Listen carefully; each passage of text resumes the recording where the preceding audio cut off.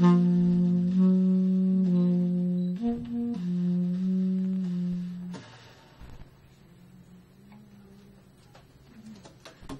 I have a really good insurance package I'd like to sell you, but not before this next poem. Everything I've read so far is actually from the book, and what goes from mostly from now on is not. This one was in the files for about 12 years before it got ripe enough and I thought it was ready enough. World Trade 2. I will show you fear in a handful of dust. And for those who don't recognize that quote, it's from The Wasteland by T.S. Eliot.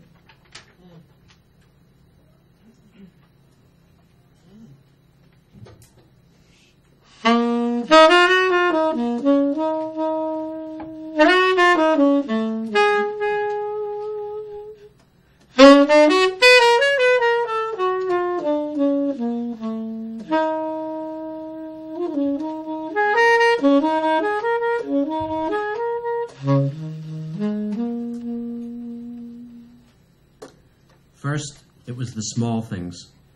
Piled, kicked-off shoes in the street. A crusted thumb perched curbside like a coin dropped on edge. Racked portraits on poles, mimicking Saints' Day processions. The birds fell off the roof, the children said. The birds were on fire. Always, it's the small things. A flight of paper bellied on giants' breaths, flapping like bleached crows, certificates of deposit paid in dust, ash trees turned ash, rasped breaths as of shears that scissored the air. Ever it's the small things, dull thuds like orchards lashed by gusts, a gingham doll sprawled smiling, stiff with grime, a stench that closed down nostrils and clasped minds. After the avalanche, its boiling 10-league leaps, roar muffling as earth. Please let it be small things, the shadows, not the source, for they are our sidelong glance that sees by not seeing. Our chimneys, our moldering camps, our warehouses of plated hair, our metaphors.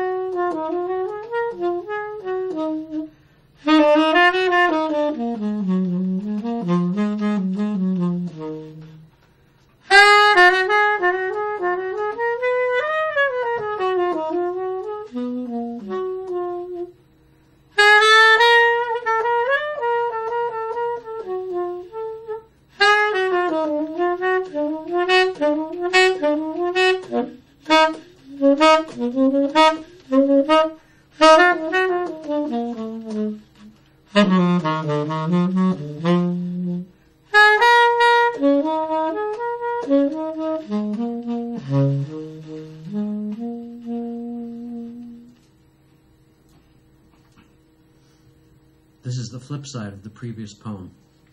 We're starting to climb up out of the darkness. Thanksgiving Eve, 2001.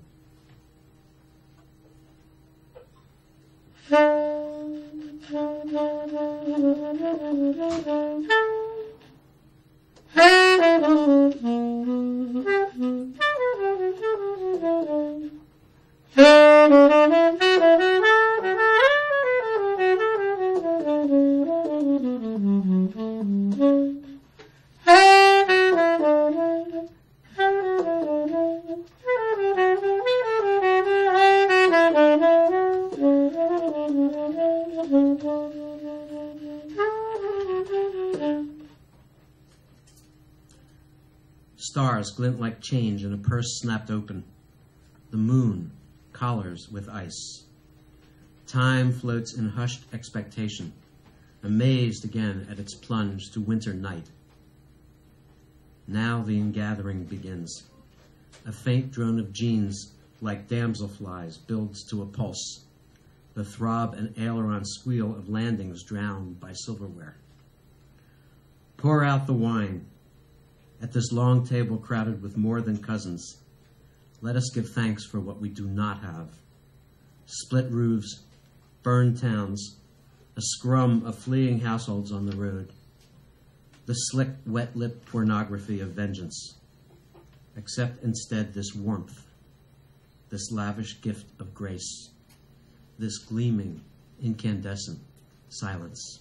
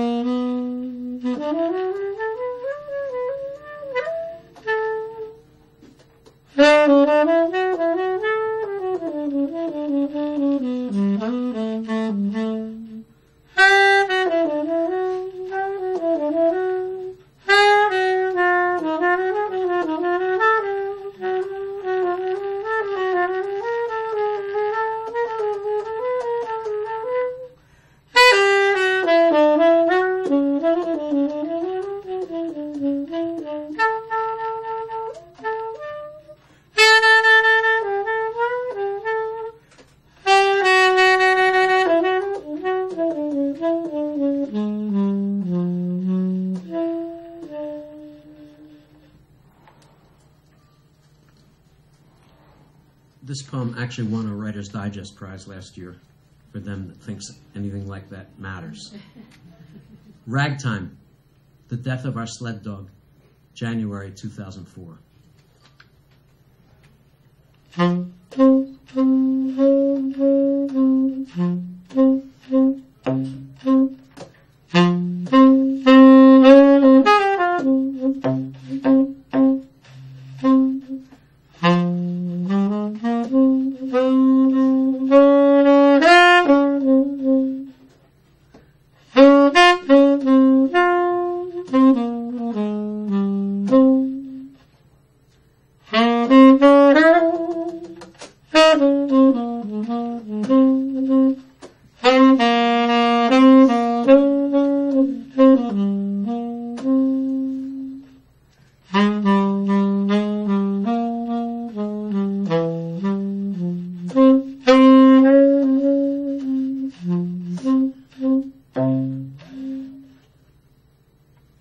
Tell me that joke again, Marsteth. Slip me the inside scoop on why your painted laugh means mirth. Extemporize anew your comic theme of burdens lifted by releasing earth, wrapped in the two-step of that old soft shoe routine, the tinsel tinkle of vaudevillian dreams. Gone are my eager sidekick and his amber gaze. I need a pickup, but cannot agree that every kiss begins a prefix playbook of goodbyes. O interlocutor supreme, strut by, black cane tucked tight beneath one white-gloved arm. Your upbeat pantomime gets poor reviews. Doctor that faded script. Take out a brand new act on tour. It's spring. Add bright new tunes. The time is right for artifice and magic shows. Thanks for the invite, but I find I must refuse. Though foxglove opens and sweet larkspur blooms, that winter calls, and still I long to go, where fading paw prints flatten in the slumping snow.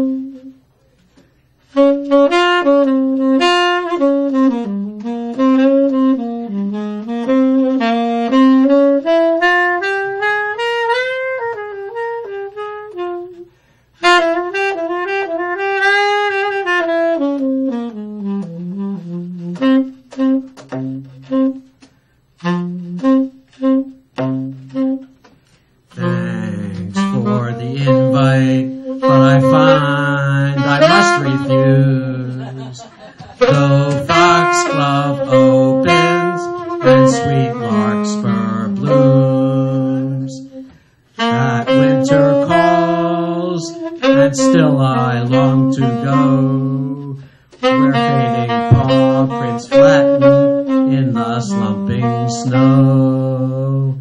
Where fading paw prints flatten in the slumping snow.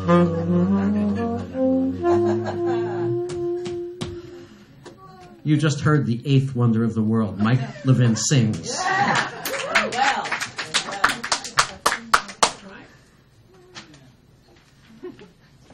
Another New York poem. I wrote this right after I saw the film Man on Wire.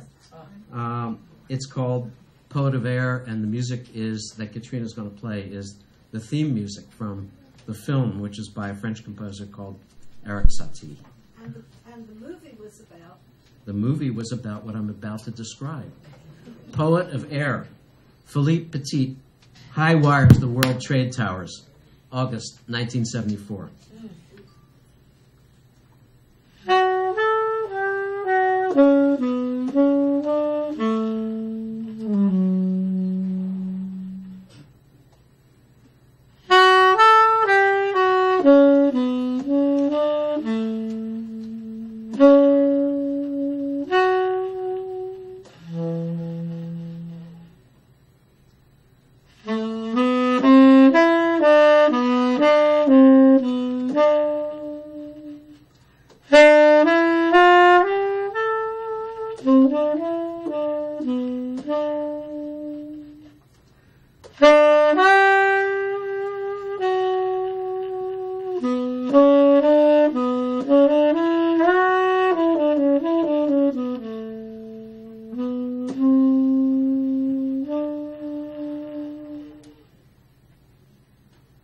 Attend, breathe deep, consolidate your weight, draw well within, and step serene along that snaky wire, 1,200 swaying feet above the gawping crowd, held by a pole and sheer audacity.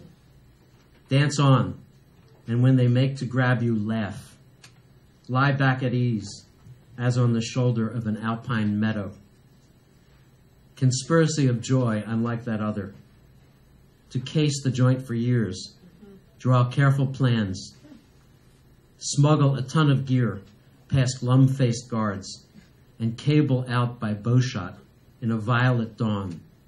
The towers so new, their upper decks sport scaffolds still, for pure astonishment.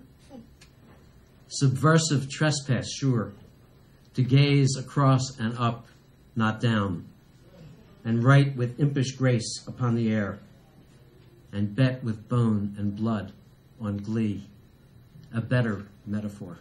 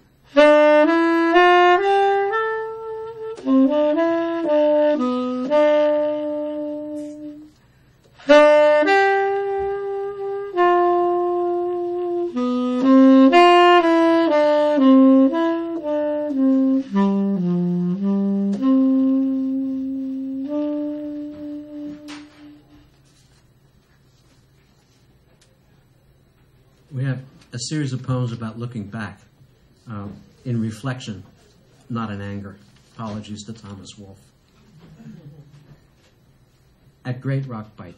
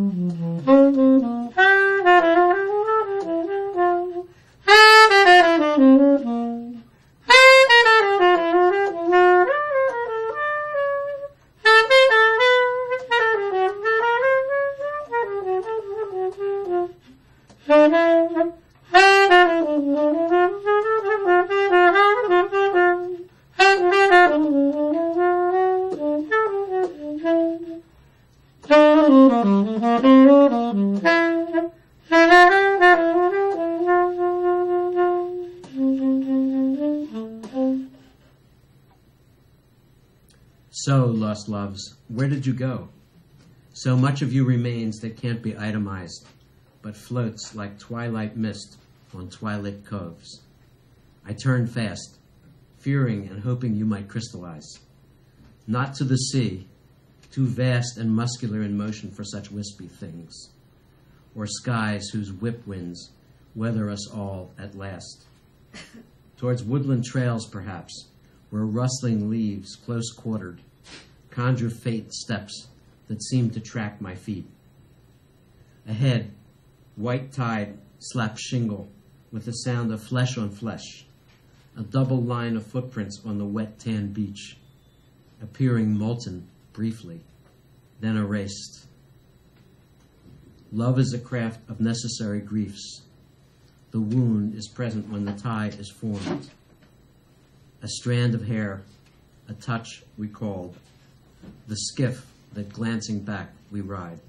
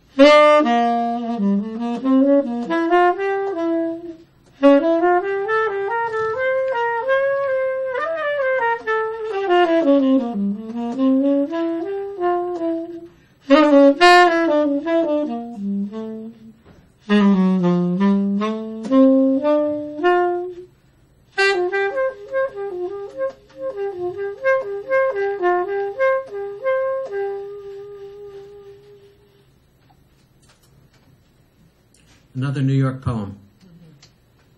Growing. Actually, it's also a Philadelphia poem. Growing. Two grandparents.